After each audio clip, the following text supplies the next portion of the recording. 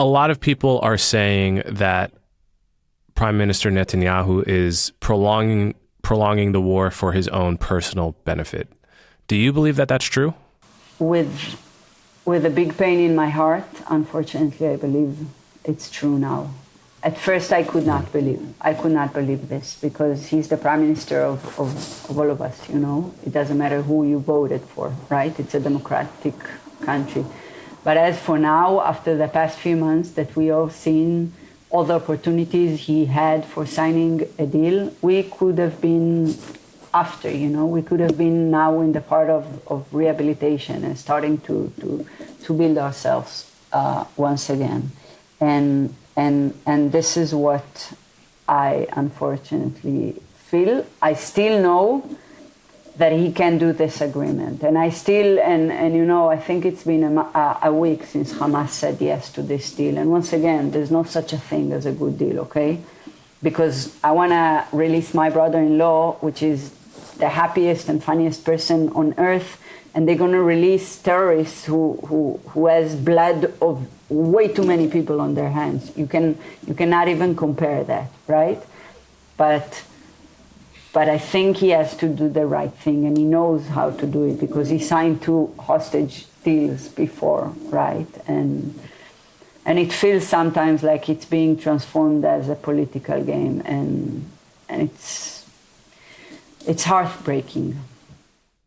How much faith do you have in the current administration, in Netanyahu, to pull off a successful end to the war? I can't really think of anyone else who could replace him right now. I have a lot of criticism of him. I believe we should have acted much more forcefully and decisively and defeated Hamas long ago. But at the moment, I don't see anyone else who could manage this huge and terrible situation other than him. I also think he is in an extremely difficult position. Every decision he makes could either endanger the hostages, the soldiers, or the Israeli population. You often hear the critique that Netanyahu is prolonging the war for his own personal benefit. And I've also heard the critique from Israelis that he gives more interviews for the international press in English than to the Israeli people in Hebrew. So I'm curious if either of those critiques hits you as true.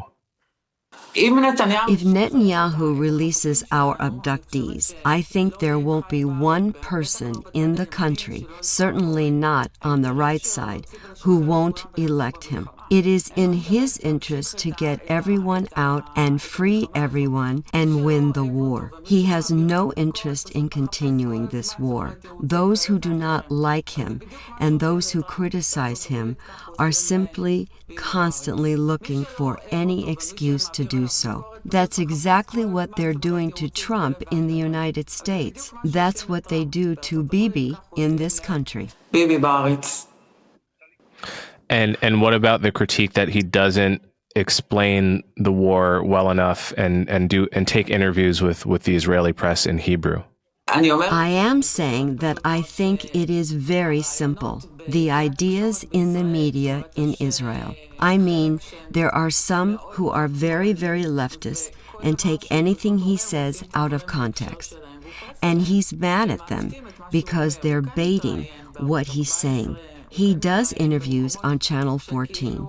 He does get interviewed in places that talk to him correctly and do the interview in a good way. But at press conferences, on several occasions, they just interrupted the broadcast while he was talking.